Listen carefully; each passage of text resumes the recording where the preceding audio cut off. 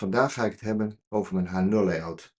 Dat wil zeggen de frame van mijn H0 layout en dan wel de bouw ervan. Want wat je hier ziet achter mij, dat is de huidige toestand van mijn layout. En er rijdt nog geen trein. Dat moet allemaal nog. Want uiteindelijk, trein verzamelen is wel leuk. Maar het is nog leuker om ze echt te zien rijden. Of niet dan? Laten we maar beginnen.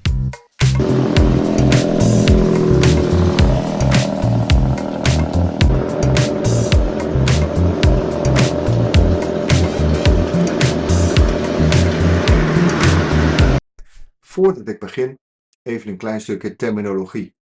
Je zult wel gemerkt hebben dat ik de woorden layout en modelbaan wat door elkaar heen gebruik. De reden daarvan is dat ik vrij veel Engelse YouTube-kanalen volg. Dan weet je dat eventjes. Veel modelbouwers hebben gebrek aan ruimte. Ik ook. Je hebt al gauw wat vierkante meters nodig, wil je een beetje modelbaan bouwen. Ik weet, je kan ook kleine layouts bouwen op een plank of zo. Maar als je wat wil laten rijden, is het toch wel leuk als je wat meters hebt. Ik ben daarom begonnen in de logeerkamer destijds. En het idee was wel dat dat ding als logeerkamer gebruikt moest blijven worden. Dus ik bouwde om het logeerbed heen. En ik wilde mijn baan modulair en mobiel hebben. Dus dat was voor mij ook een voorwaarde. En ik wilde het wat compact hebben, dus met de diepte heb ik beperkt tot 40 centimeter in eerste instantie. Hoewel ik de modelbaan wel getimmerd had en feitelijk 3 modulen heb gebouwd, kwam de hele modelbaan toch niet echt van de grond. Ik vond het rommelig. De modelbaan liep voor het raam langs. De hoekjes waren lastig op te lossen. En ja, eigenlijk was het niet een heel groot succes. Maar toen ging mijn laatste kind de deur uit en toen kwam de zolder vrij.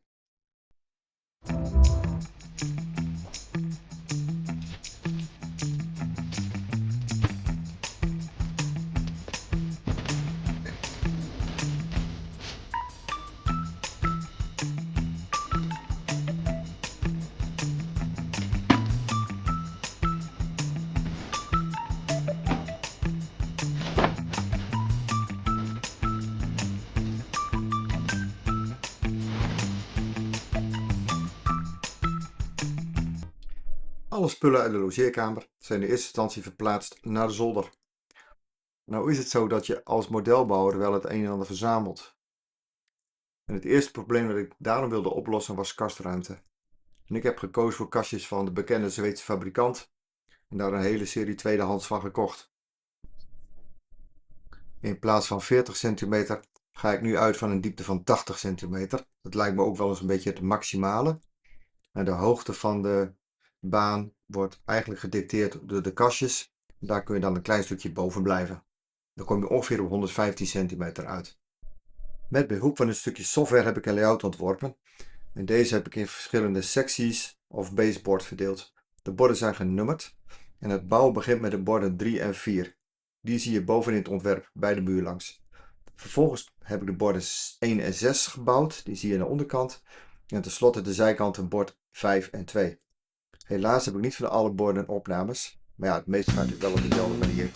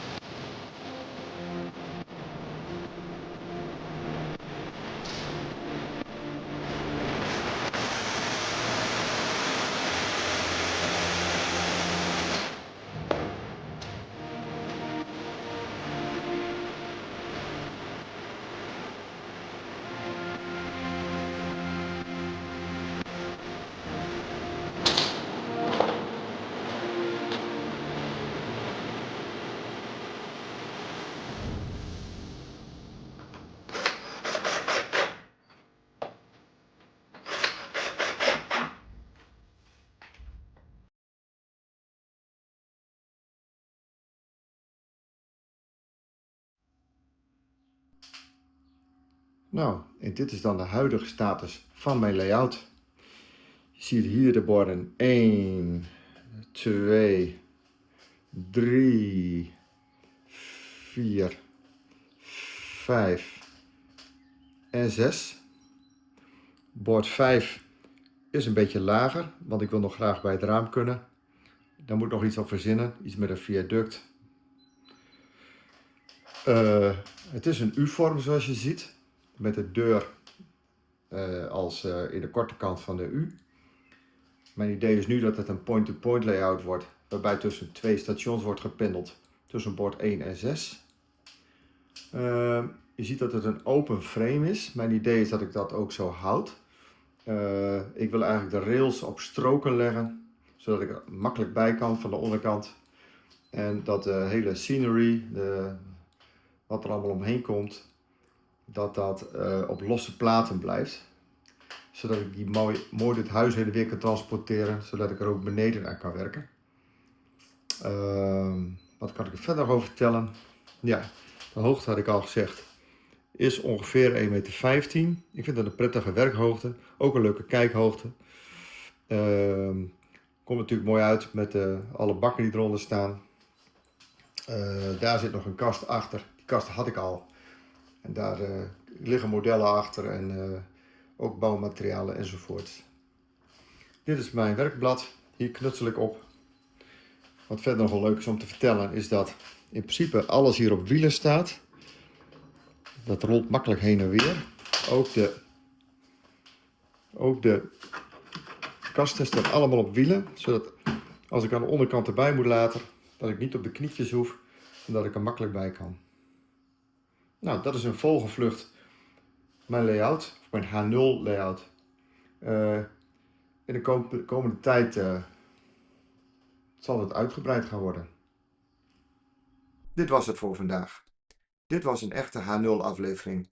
De baan om mij heen is echt bedoeld als een H0 modelbaan. Daarnaast ben ik ook bezig met spoor 0 zaken. En ik twijfel nog een beetje wat de volgende aflevering gaat worden. Of die over H0 zal gaan of over spoor 0. Ik ben met verschillende dingen bezig. Misschien kunnen jullie in de comments aangeven wat jullie voorkeur heeft. Ik hoor het wel. Tot de volgende keer.